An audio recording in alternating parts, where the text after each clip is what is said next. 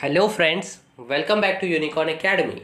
तो फ्रेंड्स, मणिपाल के first round के ऑनलाइन काउंसलिंग का रजिस्ट्रेशन जो है वो चालू हो गया है एंड आप उसके लिए रजिस्टर कर सकते हैं। तो फ्रेंड्स, इस वीडियो में हम लोग देखने वाले हैं मणिपाल के काउंसलिंग प्रोसीजर के बारे में। देन सीट मैट्रिक्स भी देखेंगे कि कौन से कैंपस में कौन कौन से ब्रांच में कितने सीट्स हैं। देन हम लोग पूरे काउंसलिंग शेड्यूल को एनालाइज करेंगे। सब कुछ मैं काउंसलिंग के रिलेटेड हर पॉइंट में इस वीडियो में आपको बता दूंगा। एंड लास्ट में हम लोग देखने वाले हैं रैंक वर्सेस ब्रांच कि MIT मणिपाल में आपको इस रैंक पे कौन सा ब्रांच मिल सकता है। तो फ्रेंड्स, इस वीडियो को लास्ट तक जरूर देखिएगा, आपके सारे डाउट्स जो है काउंसलिंग के रिलेटेड वो सॉल्व हो जाएंगे। तो फ्रेंड्स, चलिए अब हम इस वीडियो को स्टार्ट करते हैं।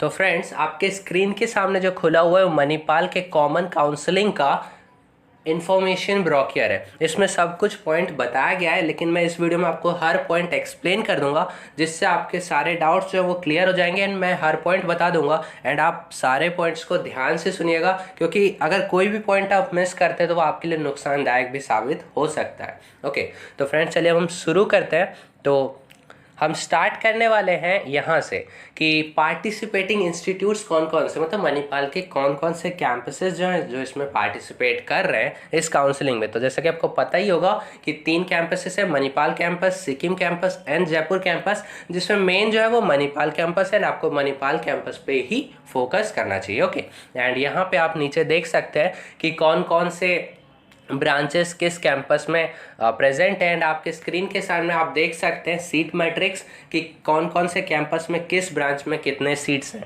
तो आप इसका स्क्रीनशॉट भी ले सकते हैं अगर चाहे तो, ये आपके लिए हेल्पफुल हो सकता है। लेकिन हम लोग मेन पॉइंट की तरफ चलते धीरे धीरे। मैं आपको काउंसलिंग प्रोसीजर बताऊंगा, काउंसलिंग शेड्यूल बताऊंगा। ओके, तो फ्रेंड्स नीचे चलते हैं एंड यहाँ पे आपको बता देता हूँ मैं काउंसलिंग प्रोसीजर जो है इस बार वो 8 राउंड में काउंसलिंग होने वाला है। ओके, एंड उसको मैं अगर तोड़ के बताऊँ तो राउंड 1 से राउंड 6 जो है वो नॉर्मल है, online round. And her round के पहले आप रजिस्टर कर सकते हैं। मान लीजिए अगर आपने राउंड 1 में रजिस्ट्रेशन नहीं किया है तो आप राउंड 2 के लिए रजिस्टर कर सकते हैं। एंड जिन्होंने राउंड 1 के लिए रजिस्टर किया है तो उनके पास ऑप्शन है, वहीं से आप राउंड 2 के लिए अपग्रेड कर सकते हैं या फिर क्विट कर सकते हैं। ओके, तो राउंड 1 से राउंड 6 तक तो वही ऑनलाइन राउंड में काउंसलिंग होते रहेगा। एंड ये आपके मणिपाल का जो एग्जाम हुआ था उसके रैंक के आधार पे होगा।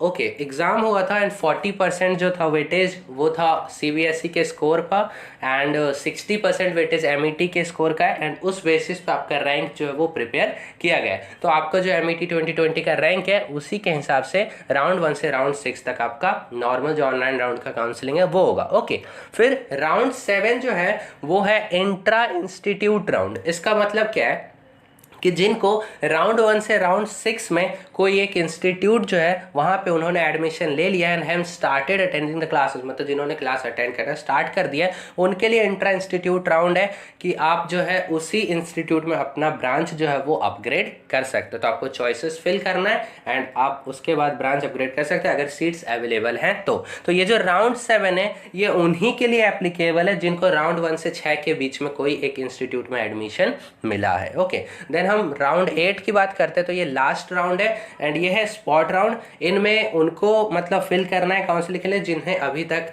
किसी भी राउंड में कोई भी सीट नहीं मिला है। ओके, एंड इसके बाद भी अगर कोई सीट अवेलेबल रहता है तो उसके बाद में अगर कोई काउंसलिंग का राउंड रहता है तो वो आपको इन्फॉर्म कर दिया जाएगा। तो ये तो 8 राउंड का काउंसलिंग है। प्रोसीजर में सब कुछ एक एक करके समझा दूंगा कि क्या क्या करना है। पहले हम उसका शेड्यूल जो है थोड़ा सा देख लेते हैं। ओके, उसके बाद हम लोग काउंसलिंग प्रोसीजर पे जाएंगे एंड हर पॉइंट में आपको समझा दूंगा। ओके, तो आपके स्क्रीन के सामने आप देख सकते हैं काउंसलिंग शेड्यूल लिखा हुआ है। एंड यहाँ देखिए फर्स्ट राउंड के लिए अभी भी आप रजिस्टर कर सकते हैं एंड चॉइस फिल कर सकते हैं 24 अगस्त तक। 20 अगस्त को चालू हो गया रजिस्ट्रेशन, तो 20 अगस्त से 24 अगस्त के बीच में आप रजिस्टर एंड चॉइस फिल कर सकते हैं। एंड आपका जो फर्स्ट राउंड का ऑनलाइन सीट अलॉटमेंट होगा वो 26 अगस्त को होगा एंड टाइमिंग वो भी दिया है 5 बजे। ओके, एंड फिर उसके बाद आपको पेमेंट करना पड़ेगा फर्स्ट इंस्टॉलमेंट।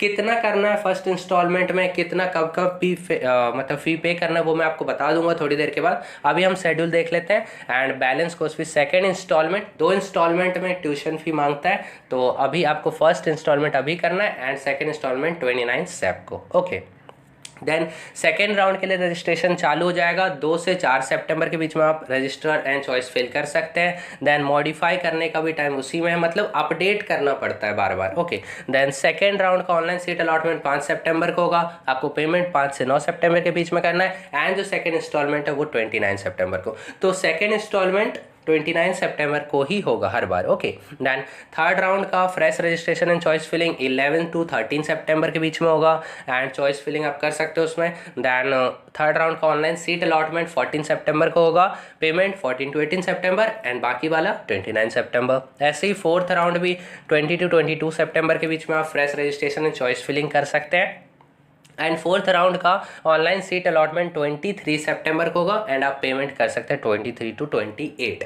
ये जो मैं आपको डेट्स बता रहा हूँ ये आपके लिए बहुत ज़रूरी है। अगर आप इस डेट में पे नहीं कर पाते तो आपका एक्स्ट्रा भी जो आप अभी शुरू में 10,000 देने वाले हैं वो भी आपका वेस्ट हो जाएगा। ओके, देन फिफ्थ राउंड में fresh registration and choice filling fifth round का होगा 30 सितंबर से 2 अक्टूबर के बीच में एंड मॉडिफाई आप कर सकते हो उसी में। एंड फिफ्थ राउंड का ऑनलाइन सीट अलॉटमेंट 3 अक्टूबर को होने वाला है एंड पेमेंट कर सकते हैं आप 4 to 8 अक्टूबर एंड सेकंड इंस्टॉलमेंट आप 19 अक्टूबर को कर सकते हैं। ओके, तो ये आप सारे डेट्स जो आप देख लीजिए। ऐसे ही सिक्स्थ राउंड का fresh registration choice filling 9 to 11 अक्टूबर को होगा एंड आप सिक्स्थ राउंड के लिए ऑनलाइन सीट अलॉटमेंट जो आपका होगा वो 12 अक्टूबर को होगा।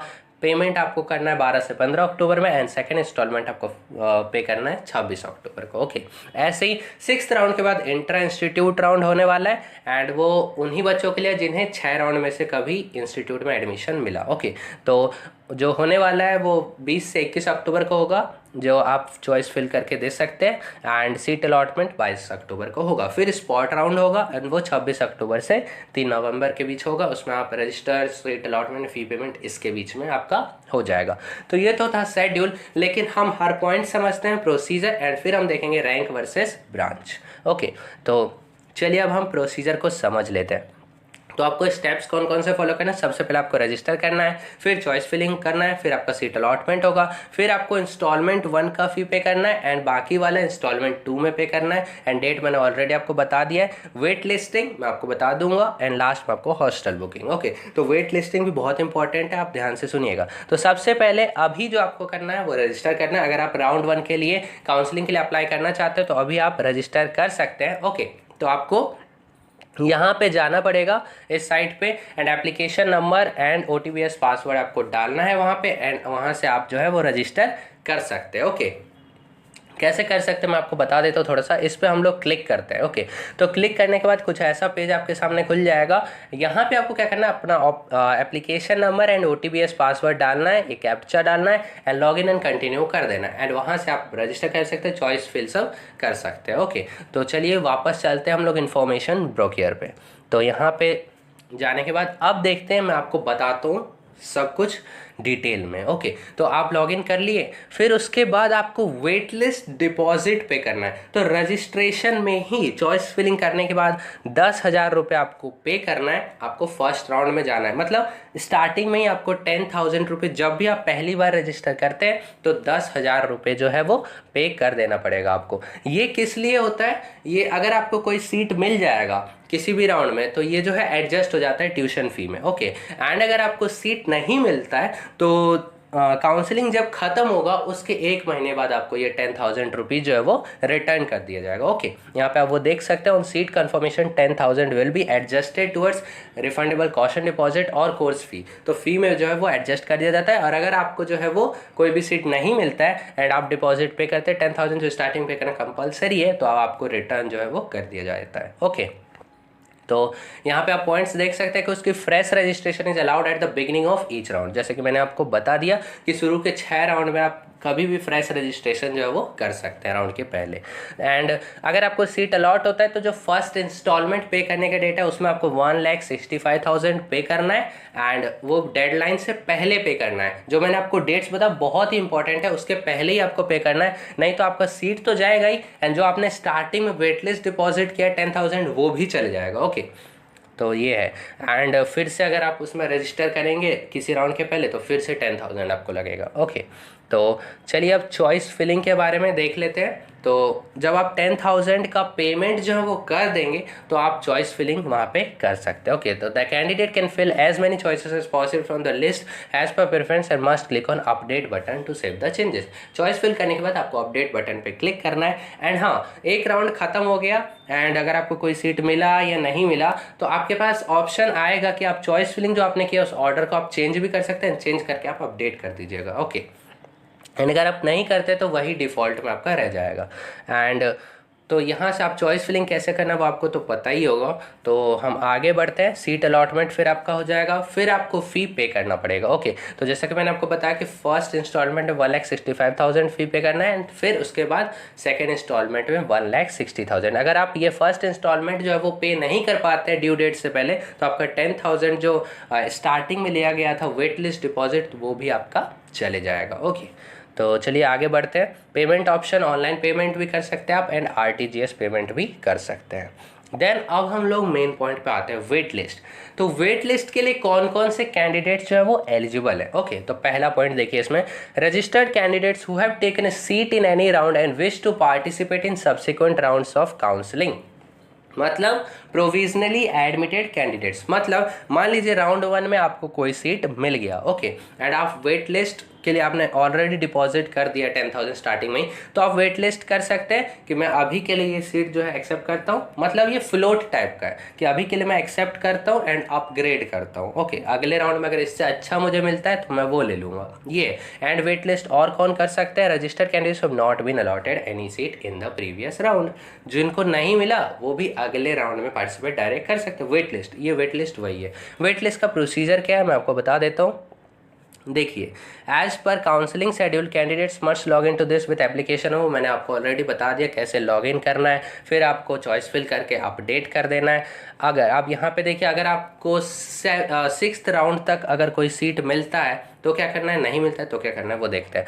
तो अगर आपको 6th राउंड तक कोई सीट नहीं मिलता है then the choices provided will become null and void on completion of 6th round. तो जो चॉइसेस हैं वो तो कुछ रहेगा ही नहीं, तो आप एलिजिबल हो जाएंगे स्पॉट राउंड के लिए। ओके, तो स्पॉट राउंड के लिए आप एलिजिबल हो क्योंकि इंटर इंस्टीट्यूट राउंड उन्हीं के लिए है जिनको सीट मिल गया है। एंड ये बहाना नहीं चलेगा कि आपको एसएमएस और ईमेल से डेट के बारे में बताया नहीं गया, इसलिए आप जो है अच्छे से देख लीजिए डेट्स। ओके, क्योंकि डेट्स बहुत इंपॉर्टेंट है। ड्यू डेट से पहले अगर आप फ़ी पे नहीं करेंगे तो आपका 10,000 जो स्टार्टिंग में वेट लिस्ट डिपॉजिट जो आपने दिया वो भी आपका बर्बाद हो जाएगा। नाउ सीट अलॉटमेंट होने के बाद आपके पास क्या क्या ऑप्शन है वो मैं आपको बता देता हूँ। ओके, तो जैसे आपको सीट अलॉट हो गया तो आप क्या हो गए, प्रोविजनली एडमिटेड कैंडिडेट। तो provisionally admitted candidate gets upgraded to a new branch in subsequent rounds. The previously allotted branch will be cancelled and provisional admission order of the previous branch will be null and void. जैसे आपको seat allot हुआ, फिर आप next round में wait list किए and अगले round में आपको इससे अच्छा वाला मिल गया, तो जो आपको सेकेंड राउंड में मिला है अब वो आपका हो गया एंड फर्स्ट राउंड वाला जो आपको मिला है वो आपको फिर वापस नहीं मिलेगा। इसका सीधा सीधा मतलब वो है। एंड नया वाला प्रोविजनल एडमिशन लेटर जो ऑर्डर है वो आप डाउनलोड कर सकते हैं। कहाँ से, यही इसी साइट पे आपको मिल जाएगा। ओके, देन अब wait listed candidates gets a seat allotment for the first time. जब आपको पहली बार सीट मिलता है तो आपको फर्स्ट इंस्टॉलमेंट जो पे करना है वो 1,65,000 का पे करना है, मैंने बता दिया ड्यू डेट से पहले। एंड सेकेंड इंस्टॉलमेंट फिर आपको वो वाला बाद में पे करना है 1,60,000, मतलब टोटल 3,25,000 फ़ी, एक साल का ट्यूशन फ़ी। एंड ये देखिए, अगर आपको नहीं मिलता है मतलब अगर आपको सीट मिल जाता है ना, अगर आप फर्स्ट इंस्टॉलमेंट में पे नहीं करते तो आपका ये तो गया, सीट ही गया एंड आपका वो जो 10,000 जो वेट लिस्ट डिपॉजिट है वो भी गया। ओके, पेमेंट ऑप्शन मैंने ऑलरेडी आपको बता दिया, ऑनलाइन एंड आरटीजीएस है। एंड ठीक है, एंड अगर आप पूरा इस नोटिस को वर्ड बाय वर्ड पढ़ना चाहते हैं तो मैंने इस नोटिस का जो है इन्फॉर्मेशन ब्रोकर का लिंक मैंने डिस्क्रिप्शन में दे दिया, आप वहाँ से उसको पढ़ सकते हैं। लेकिन मैंने सारे इंपॉर्टेंट पॉइंट्स जो है वो मैं आपको बता दे रहा हूँ इस वीडियो में ही, लगभग मैंने बता दिया है। इंट्रा इंस्टीट्यूट स्लाइडिंग के बारे में मैंने आपको बता दिया है एंड स्पॉट राउंड के बारे में भी मैंने आपको बता दिया है। अब देखते हैं हम लोग ऑप्ट आउट ऑफ काउंसलिंग के बारे में। Okay, opt out of counselling का मतलब क्या है, जैसे मान लीजिए आपको फर्स्ट राउंड में कोई सीट मिल गया एंड फ्रीज जैसा कि आप जानते होंगे कि आप एक्सेप्ट करते हैं एंड आगे के राउंड में काउंसलिंग में नहीं बैठना चाहते, आपको जो मिल गया वो आप एक्सेप्ट करते हैं, तो वो है opt out. Okay, opt out यही होता है कि आपको जो सीट मिला है वो आप एक्सेप्ट करते हैं, एंड अगर आप ऑप्ट आउट नहीं करते हैं सीट मिलने के बाद, तो इसका मतलब है कि आप सब्सिक्वेंट राउंड ऑफ काउंसलिंग में पार्टिसिपेट कर रहे हैं, मतलब अपग्रेड जैसा। ओके, तो उसके बाद आपको इससे भी अच्छा मिल सकता है अगर आप ऑप्ट आउट नहीं करते, तो ये 6th राउंड तक होगा।